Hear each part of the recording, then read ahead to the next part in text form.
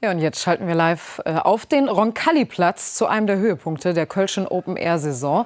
Denn heute und morgen Abend, da spielen Brings dort Konzerte. Die starten gegen 20 Uhr. Knapp 5000 Zuschauerinnen und Zuschauer können pro Abend mit dabei sein. Und natürlich mein Kollege Christian David, der vor dem Konzertstart heute vor Ort mal auf Stimmungsbarometer fangen geht. Christian, wie geht's den Fans vor Ort? Sind die aufgeregt?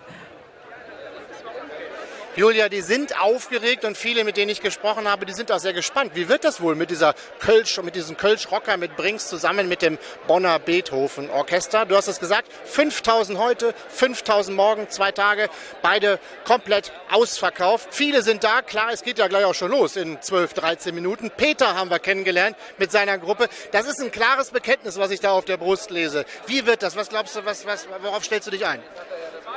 Ich freue mich auf ein Riesenkonzert. Mal Brings von einer ganz anderen Seite zu sehen, mit dem Orchester zusammen, das Album schon mehrfach gehört. Ich freue mich einfach auf diesen Abend.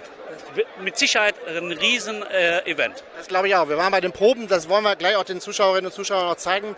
Beide, sowohl Brings als auch das Beethoven-Orchester, die machen ja so eine musikalische Grenzreise, sage ich mal. Die gehen beide über ihre musikalischen Grenzen. Super Jaile Zick, Halleluja, Kölsche Jung, alles neu arrangiert.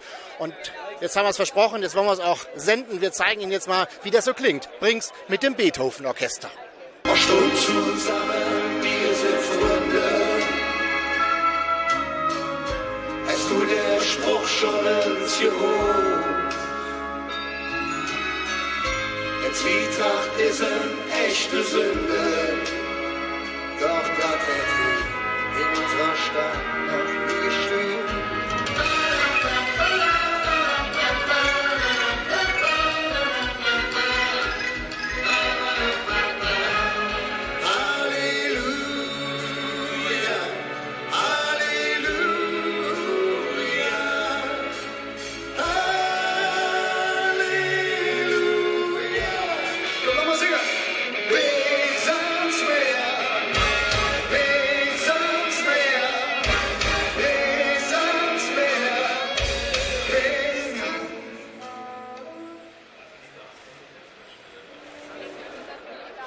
Ja, Brings und das Beethoven-Orchester, die kennen sich schon seit einigen Jahren, hatten auch schon so ein paar Auftritte zusammen. Trotzdem, das hier heute Abend, Open Air vor dem Kölner Dom, für Peter Brings ist das absolut einzigartig. Total was ganz Besonderes. Wir haben das vor weit über 2 Jahren aufgenommen, das Album. Ja, dann wissen wir ja alle, kam die Pandemie, dann kam der Krieg und irgendwie, wir haben es nicht geschafft, das bis jetzt auf die Bühne zu bringen. Und man sieht, das ist so ein riesen logistischer Aufwand, es ist sehr teuer, so viele Leute und jetzt haben wir es endlich geschafft und jetzt sind wir auch noch vom Kölner Dom, also was willst du mehr? Und die Sonne scheint. Und dann spielt ein ganzes Orchester eure Lieder. Ja. Wie wird sich das anfühlen?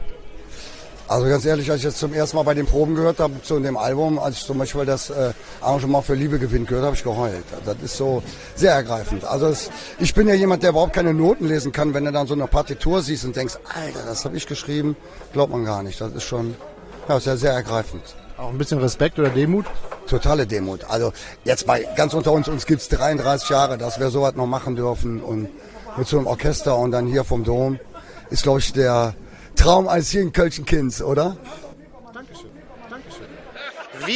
Wir vom WDR Fernsehen werden dieses Konzert aufzeichnen, mitschneiden. Wir werden es Ihnen zeigen. Am 16. September, das ist ein Samstag, bitte schon mal auf Termin legen, 21:45 Uhr, Brings mit dem Beethoven Orchester Bonn zusammen. Viel Vergnügen und weiter im Studio. Christian David, vielen Dank und viel Spaß mit dem Konzert vor Ort.